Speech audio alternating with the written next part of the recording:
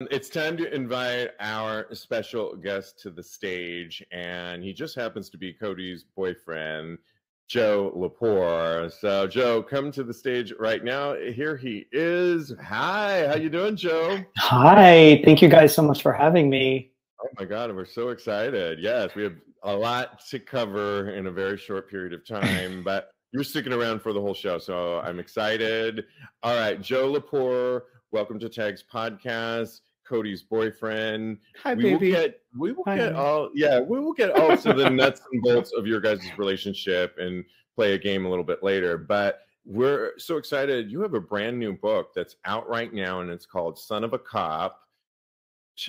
Obviously, you're the son and your dad. Thank you. There's the book cover. I love that cover. Soft cover and hardcover. Okay, we're going to tell everybody how to get it. It's obviously your relationship and your perspective of growing up with a dad that was a cop. Where did the inspiration come to write this? So Son of a Cop is a book about growing up as a gay son and having a father who's a cop and a dad and having those two lives and both in which he lives by. Okay. I love it.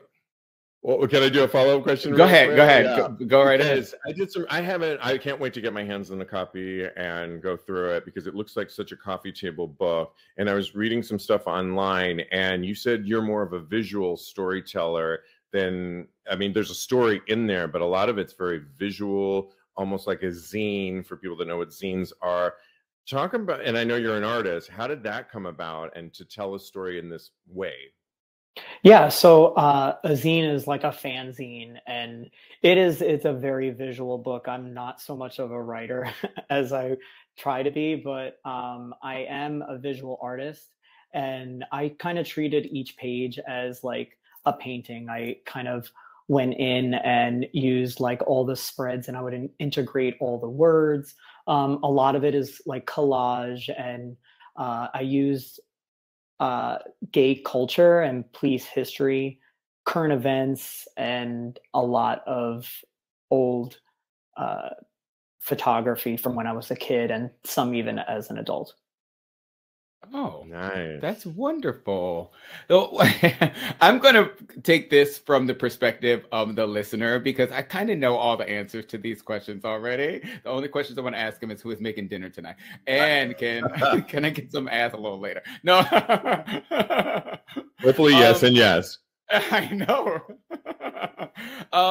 But what was it like growing up gay in a household with a police officer? Can you kind of give us some experiences that you went through and tell us a little bit more about those?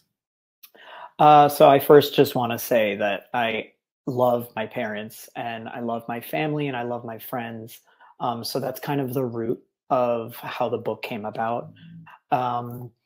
It's very hard growing up with a dad who's a cop. I think I could relate to a lot of young kids right now, just scared to like not let your parents down. And for me, it was always to do the right thing. So it's kind of hard to like live in that truth. And it's just been a struggle to live in a lie. And that's who I really dedicated the book to.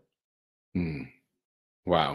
And on that same note, you wrote this whole book. Has he read it? What's his response? No, my dad has not read it. My mom has read it a few times and she's cried to me and on the phone, as she is my best friend and love her to the moon and back is our saying to each other.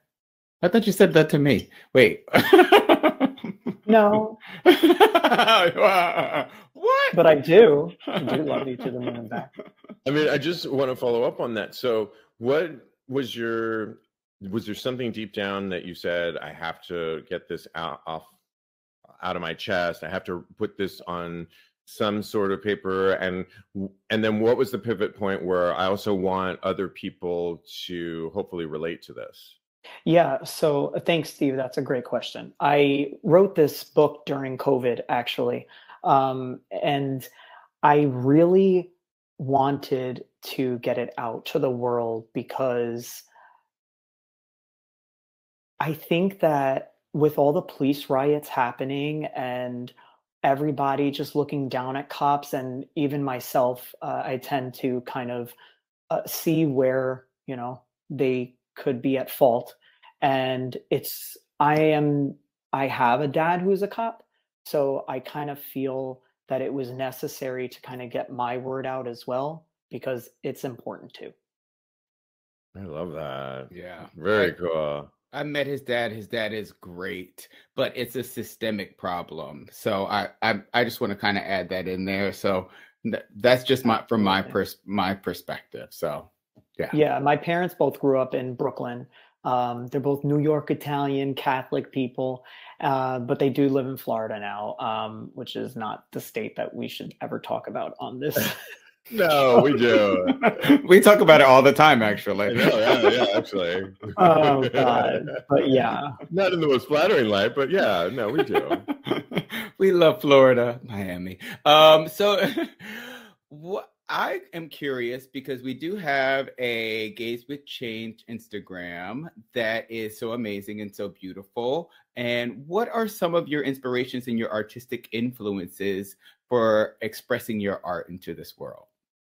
As far as Gays with Chains, I started last year, and I really just was trying to just get more gay art out of my brain. I really have a lot of influences as far as Tom of Finland, and Cody and we went to just go see Mugler together.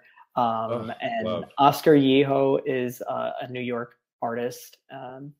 And David LaChapelle, we also saw together. And but yeah, Gays with Chains is an Instagram handle that I kind of just use collage and do a lot of my art. It's really cool because it's multimedia, it's using porn, you're piecing together scenes that are really hot, I think really hot. I mean, how do you go about putting these together? I mean, you're like, just give us a little bit on how you put some of this together. Of course, yeah. So Gays with Chains is I don't show any pornography at all. I should say it is porn without the parts, and I do it in a very sexual way for sure. And I want to do it so that I can share the art, but not so much get in trouble for it. Right. We know about that on the show. So absolutely. Yeah. Okay, so both of those people can follow Guys with Chains on Instagram. That's the handle, correct? Gays with Chains. Sorry, Gays with Chains. We're both Instagram. Gays with Chains right now. I don't know. Yes, I should have worn mine today too. Exactly. We should have put you in on what's going on. The memo. Son of a Cop is available now, but where can people get it? Son of a Cop you can purchase on sonofacop.com, and I have a link right there for the book. Perfect. And I also have the social handle as well. Perfect. And then we'll list it on TAGSPodcast.com. It really is a great book. I think it's a great coffee table book as well, and a conversation starter that's so relevant now. So congratulations, Joe.